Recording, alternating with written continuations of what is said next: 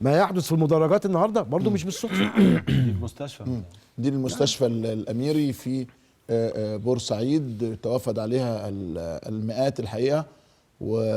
وحقيقة أهل بورسعيد الشرفاء اللي راحوا اتبرعوا بالدم، لأن في ناس كتيرة جدا راحوا اتبرعوا بالدم، لأنه كان في مصابين محتاجين تبرع بالدم.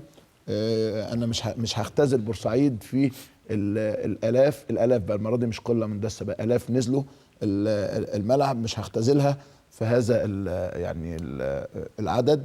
لكنه سوء اعقاز موجود في المستشفى الاميري ببورسعيد، ده من الفيسبوك المعاه لا عليه. دي المدرجات ما الصوره كانتش الحقيقه على من داخل غرف الملابس، ولاعيبه النادي الاهلي بيشوفوا المشجعين هم بيموتوا.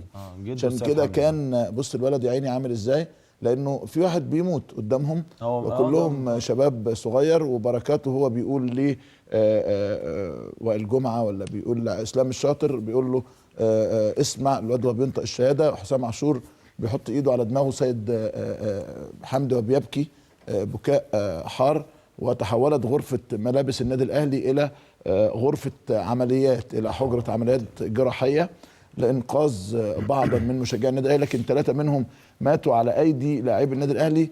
ده مشهد لن ينساه ابدا لاعبو النادي الاهلي، ممكن يصيبهم بصدمه. بص حسام عاشور عامل ازاي. الاستاذ بدري فرغلي اقول له يا ريت حضرتك تكون متابع معايا، قصه مش قصه انتخابات ولا اصوات انتخابيه، ولا ان احنا يعني بنناصر حد على حساب حد، احنا بنناصر مصر كلها من اولها لاخرها. قصه مش اهلاوي وزملكاوي ولا بورسعيدي، يمكن من اكثر الناس اللي بيشيدوا ببورسعيد وبيشيدوا باهل بورسعيد وبدور بورسعيد، لكنه لما يكون في حاجه غلط لازم اقول في حاجه غلط. مشكلتنا ان احنا